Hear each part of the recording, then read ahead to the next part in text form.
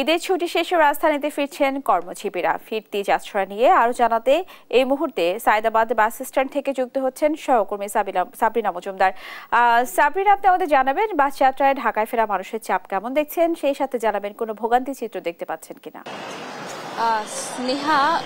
আপনি জানেন যে আজকে ঈদের আসলে ষষ্ঠ দিন এবং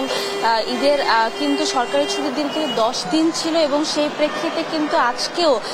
ঈদের ফিরতি যাত্রীরা যারা আছেন তারা কিন্তু আসতে শুরু করেছেন এবং আমরা একটু আগে আপনাকে কমলাপুর রেল স্টেশন চিত্রটিও দেখিয়েছি এবং সেই সাথে এখন যে চিত্রটি দেখাবো যে এখনো কিন্তু সায়দাবাদ বাস টার্মিনালে কিন্তু একটু আগে অনেকগুলো বাস এসেছে এবং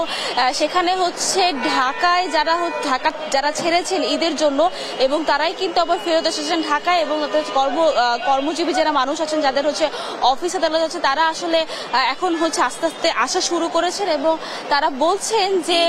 এছাড়া আমি আরেকটু যদি বিষয় জানিয়ে দিতে চাই যে একটু আগে যখন আমরা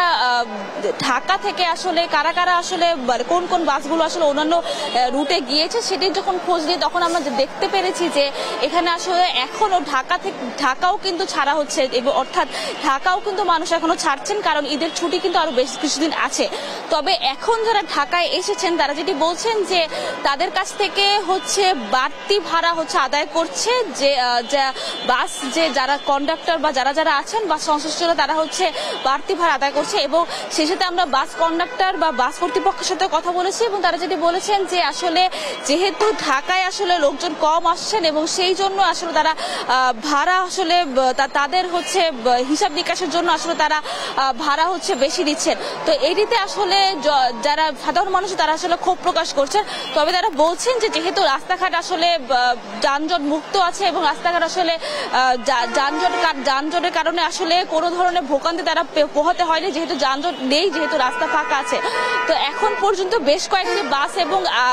এসেছে এবং সেখানে আপনি যদি দেখতে পাচ্ছেন যে এখনো কিন্তু একটি বাস এসে পড়েছে এবং সেখান থেকেও কিন্তু আসলে সাধারণ মানুষ আসলে নামবেন এবং তারা যেটি বলছেন যে আসলে ভোগান্তি তেমন একটা। তো সব মিলিয়ে আসলে যেটি বলতে চাই যে আসলে কমলাপুর রেল স্টেশনে যখন আমরা গিয়েছিলাম সেখানেও আসলে ভোগান্তি হয়নি,